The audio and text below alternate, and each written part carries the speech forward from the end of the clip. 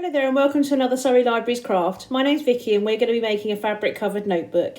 If you decide to make this craft, then please feel free to take a picture of it and show us what that you've made, as we love to see your creations. Shall we see what we need? We need some fabric. We also need a book and a paintbrush and a pot to put glue in, some PVA glue and some scissors. Shall we get started? Okay, so we need to get our fabric and we need to lay it out and pop our book on top. We're also going to need our scissors, so it may be worth getting an adult to help you. So we then cut round the book, leaving about 2 centimetres around the outside. And then once we've done half the book, we flip the book and we carry on cutting. We can then cut up so we get a rectangle that will fit our book with a little bit to spare. We can then take our pot and we can pop some glue in. We'll also need our paintbrush so that we can start painting the PVA glue on the front cover of the book. You want to use enough so that the fabric will stick to the book, but not too much because it can soak through. But it'll all dry in the end and you'll have a lovely fabric covered book.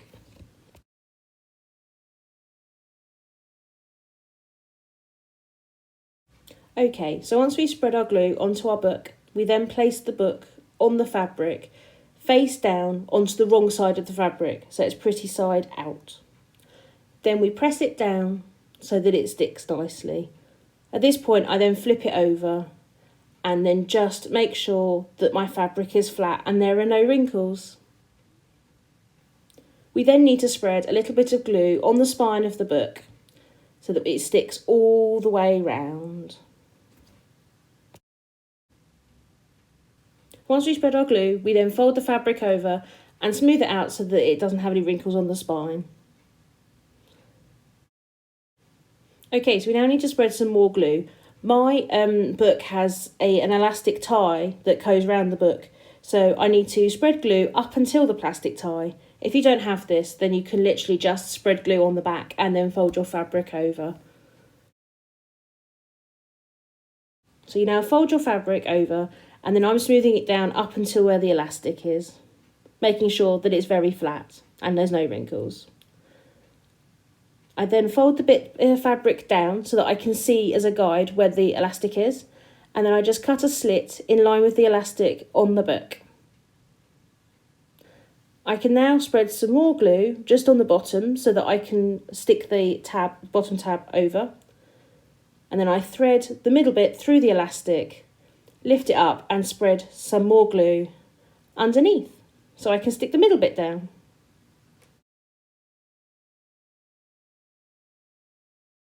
And then we can do the same with the other side of the top half of the elastic.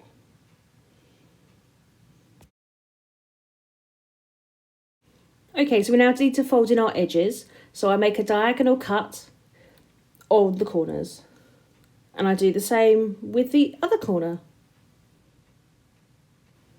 Then we can spread some glue on the inside of the book, down the long edge, and then we fold in the bit we've just cut. We can then cut the excess triangles off to make it straight. We also need to make sure that we cut a slit for the spine. That means that we can fold the top and the bottom edge in and have neat edges to your book. So we now need to spread some more glue so we can fold in the top edge. We need to make sure we use enough glue but not too much, otherwise your pages will start to stick together. And then we turn it round and we put some glue on the other edge.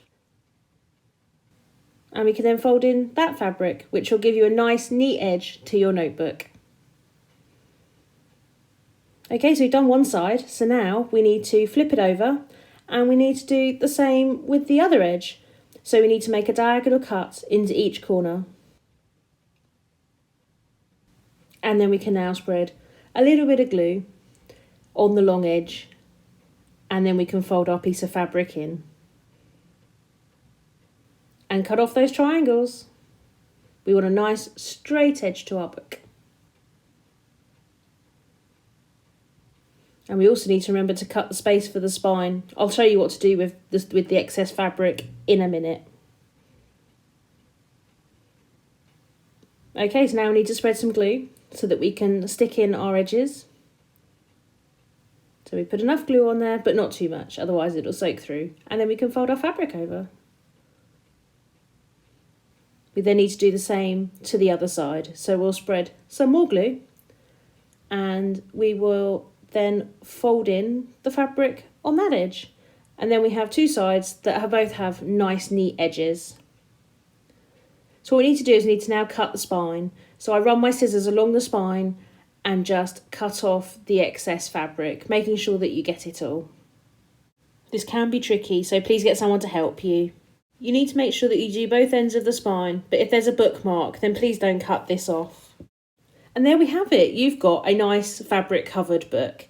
If you decide to do this craft, then please feel free to take a picture and pop it in the comments below, because we'd really love to see what everyone's creating while they're at home. We hope you've enjoyed this video, and I hope you've enjoyed spending time making it.